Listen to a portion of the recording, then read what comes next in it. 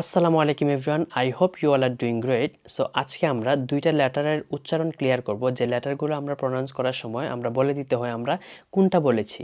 ঠিক আছে, so letter দুইটা হচ্ছে বি আর ভি। সো যখন আমরা বি বলবো তখন আমরা ঠোঁটের যে ভিতরের অংশ এটা মিলিয়ে বি বি ওকে, যেমন bright, bubble, before, bright. Wow, you look so bright today. Before. Why didn't you tell me before?